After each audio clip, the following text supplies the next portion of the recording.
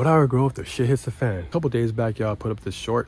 The 5 things I would grow if the shit hits the fan. Mostly because of just all the craziness that we're beginning to see out here. Especially if you're watching this video. I'm assuming this is you. There's a big interest now in being able to protect yourself, at least food-wise, kind of resurging. This video is kind of just to give you an idea, if you are already thinking about this types of things, to help kind of fuel you along in your journey of growing food. The way I like to look at my garden in a lot of ways, y'all, is nothing more than an extension from my refrigerator, from my pantry, just my kitchen in general. Just now the food that I have out here as well. In this video, the main categories are going to be time, space, calories, and just overall nutrition. Because for the most part, those are the things that I'm mostly caring about, especially in that type of a situation, as well as just kind of just growing my own food, just in general. I see you're watching this video, so you have the understanding that a lot of this stuff you want to be growing before shit hits the fan, just so you're not scrambling when it does. You kind of already want to be set up. That's another reason why the 3 Sisters system works so well, because you can have a lot of food in a small space relatively quick. Even though I wouldn't rely 100% on the 3 Sisters, definitely a great jumping off point. So off the top, y'all, corn,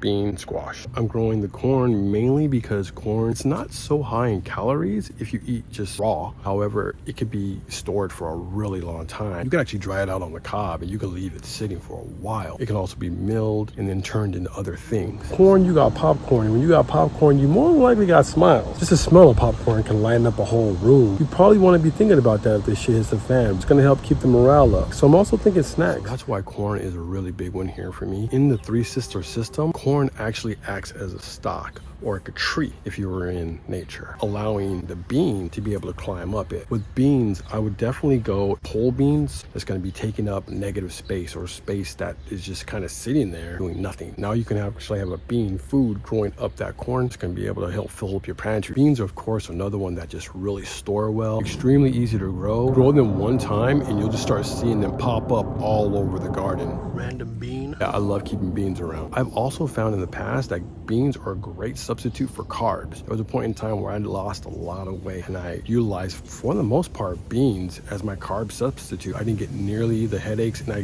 didn't get nearly as snappy or moody when I had beans on deck. So that to me is a good one to keep around if, you know, shit's hitting the fan. These are a Japanese long bean. Something's gonna keep your mood up. So squash, y'all, is normally used for the cooling of the roots, almost exactly like my shade cloth that I have here, more so for the soil. Now if the shit hits the fan in the 3 Sister system, I'm more than likely going to be going with the winter squash, just because I can actually utilize the winter squash like a summer squash to have the extra added benefit of it being able to store for quite some time. This is one thing that you do want to keep in mind when it comes to winter squash. A lot of them want to sprawl and vine. You have to keep them growing on the ground, looking more like an ivy-ish, like melons, if you will. Not that you can't grow melons vertically, but you guys get the idea. You're going to want to keep them on the ground more. Again, this is how they're going to be doing their job in that 3 Sister system. Here, I only grow a couple of the sisters and I don't grow them all together. Squash raw is only right about 63 calories. That really depends on what kind of squash, of course, you're eating. The really cool thing about squash is that, at least in my climate, they love to grow, dude. I can get a lot of squash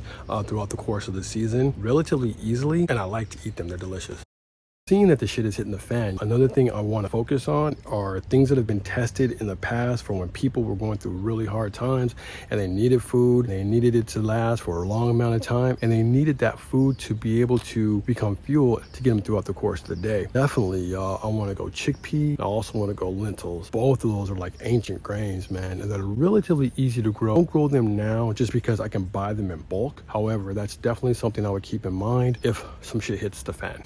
Thanks for still riding with me. If you want to support the channel, please hit the like and subscribe button. It helps a lot around here. The next thing up are going to be my starches. It's like my tubers, things like potato, sweet potato, yes, y'all, Jerusalem artichoke. I had some people hit me up about the Jerusalem artichoke and talking about why it may not be the best idea for everybody. And this is true because there's people that will get a lot of gas issues from growing or from eating Jerusalem artichokes. However, there are people that are going to have gas issues eating those beans as well. And nobody said anything about those, which I found kind of odd.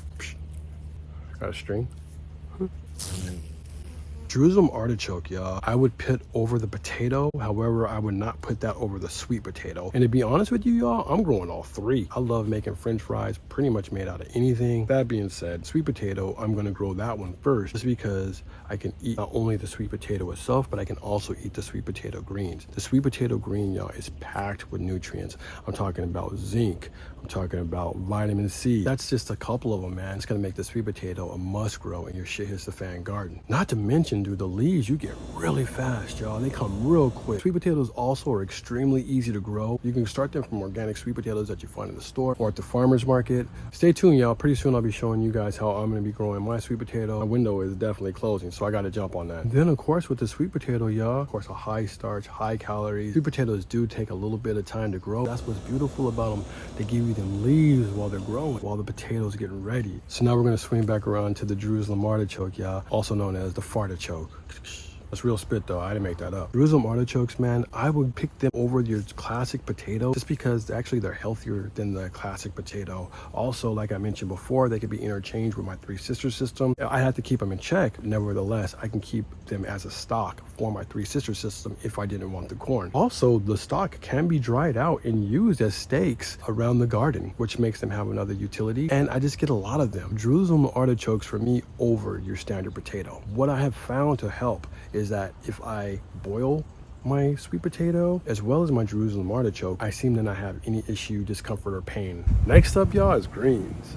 All the different types of kale, Lacticino, curly kale, red Russian kale.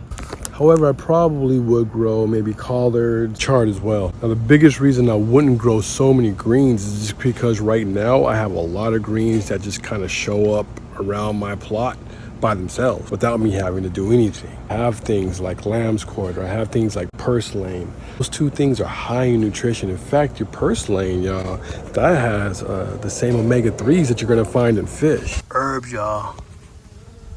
If you're gonna be eating the same things over and over and over again, dude, you're gonna wanna have a way to change that flavor up a little bit, man. So herbs, dude, definitely keep your herbs on deck. Y'all know when dried, herbs could be stored for years, it seems. So yeah, definitely want to go with herbs. A dope thing about herbs, y'all, a lot of them are perennial. So those are the ones I would pretty much focus on. I don't know that I've grown an herb that hasn't been extremely good for me either. Which brings me to the bonus, just for rocking with me all the way to this point. Medicines.